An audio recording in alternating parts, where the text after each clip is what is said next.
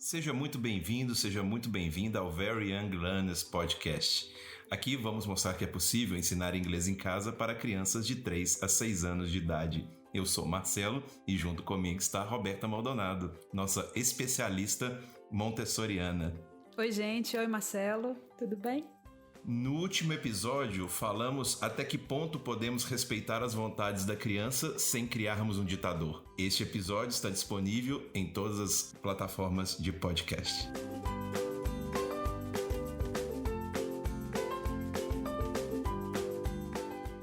Neste episódio, temos uma ótima surpresa. Fique até o final para saber o que vem por aí. Recebemos uma pergunta do último episódio do podcast. O Estevam, pai do Luca de 4 anos, pergunta: meu filho está indo à escolinha de inglês uma vez por semana e está adorando. Precisa complementar o aprendizado dele em casa? Olá, oi gente. Olha, obrigado Estevam pela pergunta, tá? Quando a criança adora ir para um determinado ambiente com outras crianças para aprender determinada coisa, né? A gente entende que aquelas crianças, aquelas outras crianças e os adultos que estão ali são acolhedores e isso torna o encontro agradável, né? Isso, inclusive, ao meu ver, é mais importante nessa idade do que as atividades ou o conteúdo oferecidos ali.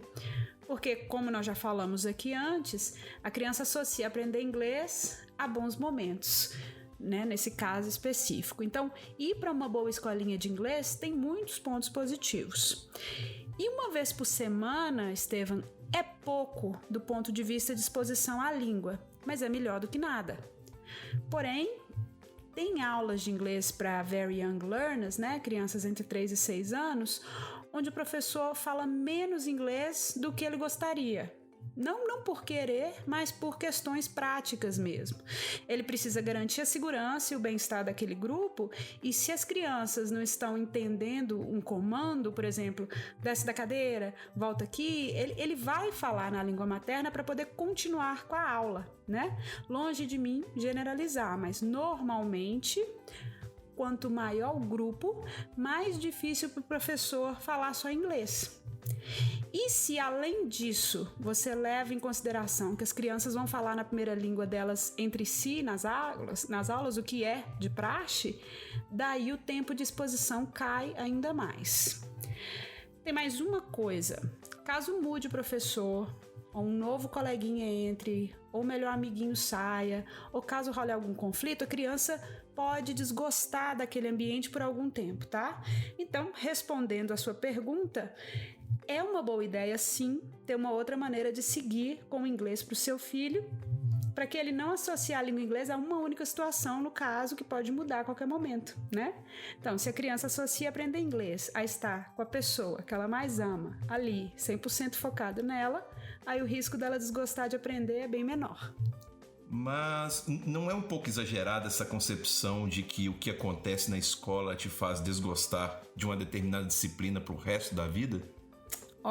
Na nossa primeira infância, Marcelo, as nossas experiências influenciam muito, sim, tá? Positiva ou negativamente, como a gente vai encarar, aprender pelo resto da vida. Você provavelmente não se lembra de muita coisa daquela época e é precisamente por isso que essa época é tão importante.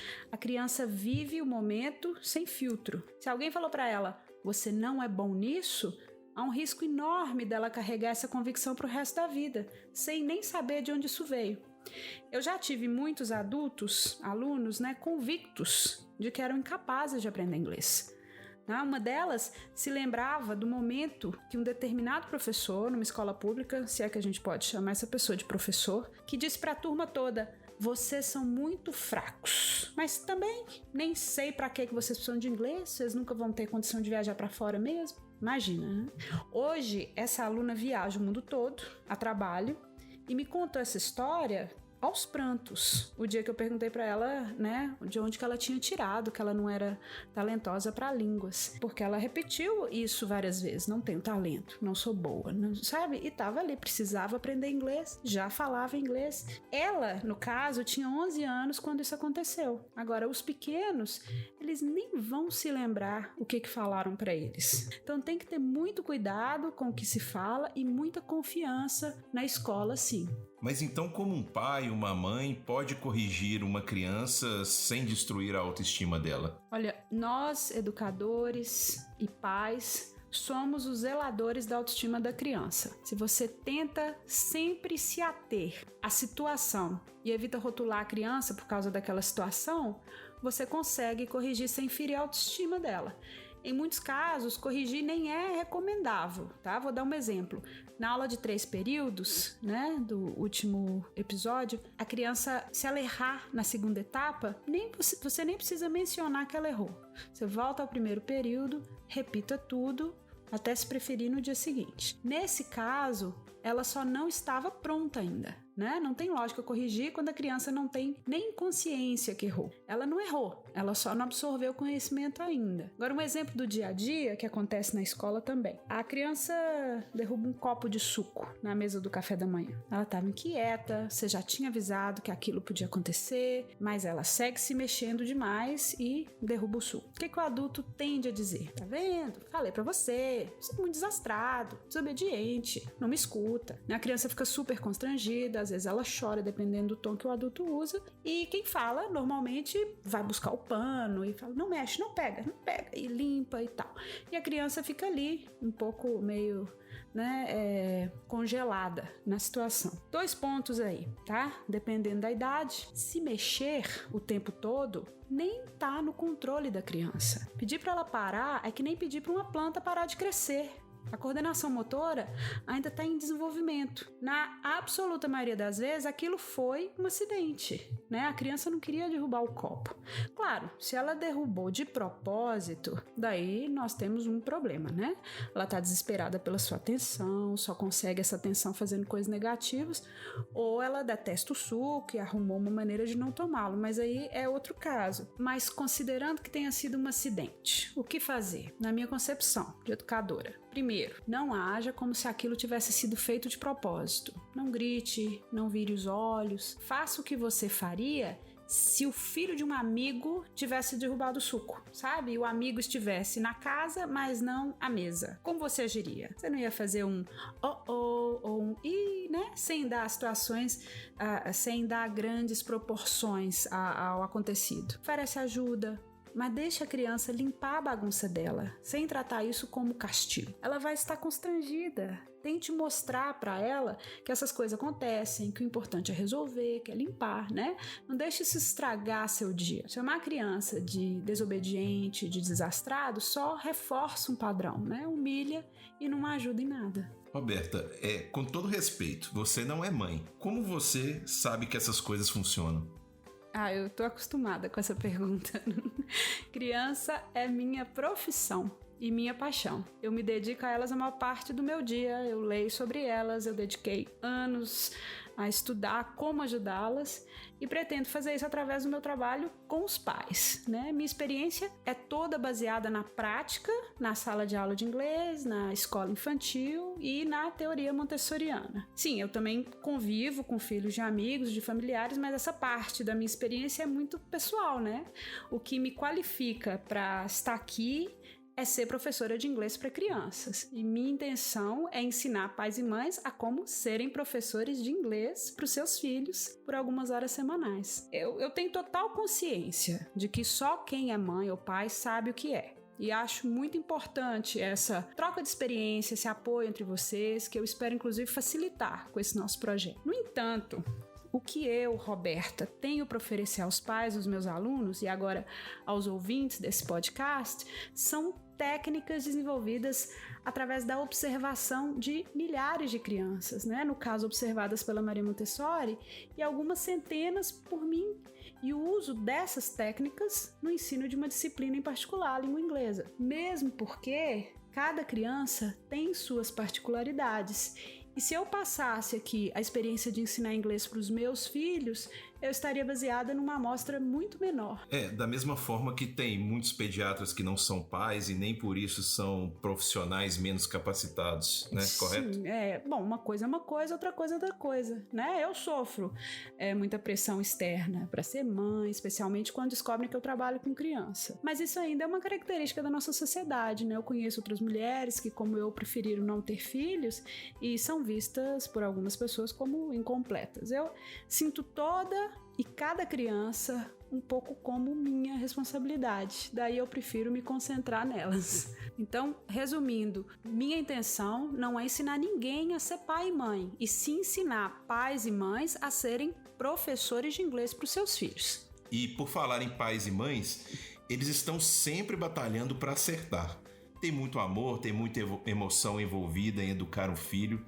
Você acha que professores conseguem ser 100% razão e zero emoção? Um grande desafio do professor é não deixar suas inseguranças, seu mau humor eventual afetarem seu trabalho com os alunos. Isso sim.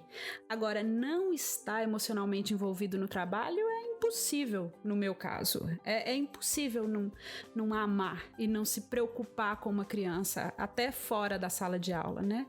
Elas têm o que há de melhor na raça humana, Marcelo. Tá tudo ali, ó. Simplicidade, o amor à natureza, a honestidade, a autenticidade, a diligência para trabalhar, sabe? Não julgamento, uma leveza, é o perdão.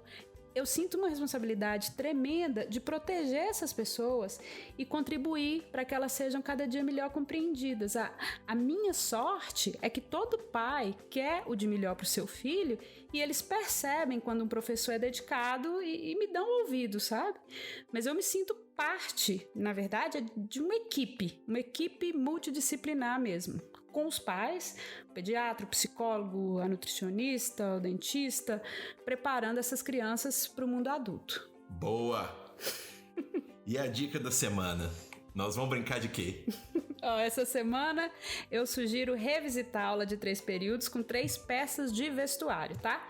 Socks, que são meias, shoes, sapatos e sunglasses. Para essa sessão você vai precisar dos 3 flashcards com desenho ou a foto desses 3 itens. Vai precisar desses itens de verdade, tá? Já preparadinhos lá no guarda-roupa da criança. E de uma ampulheta ou um relógio de areia, né? Não sei, nas diferentes regiões do Brasil pode ser que tenha nomes diferentes. Se não tiver uma, é super fácil fazer, tá? 2 garrafinhas de plástico, areia e fita adesiva. Você enche uma das garrafinhas até mais ou menos a metade de areia, coloca a outra bico com bico e prende bem com a fita adesiva. Aí você testa a ampulheta. O tempo de passagem da areia de uma garrafinha para outra deve ser entre 20 e 40 segundos, tá? Eu tenho certeza que você encontra na internet como fazer uma ampulheta com garrafinhas de plástico. Olha, as crianças adoram essa ampulheta e ela pode ser usada mais adiante em outras brincadeiras, tá? Então, após a apresentação, a memorização e a produção pela criança, né, os 3 períodos, se ela já estiver pronta, você vai com ela até o guarda-roupa dela e pede para que ela escolha um par de sapatos. Can I have a pair of shoes, please? Um par de meias. Can I have a pair of socks, please? E óculos escuros. Can I have a pair of sunglasses, please? Você coloca um antigo celular, se for o caso, tá? Se a criança não tiver sunglasses. Você volta ao English Corner com as peças e mostra a ampulheta para a criança. Até então, era um segredo, ela não tinha visto ainda. E mostra e diz, this is a sand clock, tá? Ela não precisa repetir nem nada. Só ver. Eles costumam achar muito interessante, você deixa que ela manipule a ampulheta por alguns minutos e tal. E aí você sugere, let's play? A ideia é que a criança calce as meias, os sapatos e coloque os óculos escuros antes que o tempo acabe, tá? Quando você vira a ampulheta. Você pode demonstrar. Tem que ser teatral, né? Porque você não vai calçar a meia da criança e tal. E vai evitar falar português, ok? Quando a criança entender o jogo, ela vai ficar louca para começar. Aí você usa aquela expressão steady, ready, go. um drama. Você vira a ampulheta, a criança começa a colocar a meia, o sapato, e você pode falar, enquanto ela coloca cada item, o nome do item. Então, ela tá calçando a meia, você vai falar socks, socks, socks, socks, socks. Se ela tá colocando o sapato, a mesma coisa. Shoes, shoes, shoes, shoes, shoes. E assim vai. Se ela conseguir terminar no tempo certo, você celebra com ela. Se não, e ela quiser, você pode fazer outra vez. Ok? Ok, Roberta. Muito obrigado mais uma vez. Ué, mas e a surpresa? Oh, verdade. Tava até esquecendo a surpresa. A surpresa é que o nosso site já está online com todos os podcasts e mais. Disponibilizamos também um e-book 100% gratuito com o que você precisa para começar a ensinar inglês em casa para seus filhos pequenos. Basta entrar em www.veryyounglearners.com.br. Vai lá. Qualquer dúvida, sugestão, crítica, envie um e-mail pra gente no vylpodcast@gmail.com e também siga-nos em nossa rede social, Projeto VYL. Muito obrigado, abraços. Muito obrigada, um beijo, gente.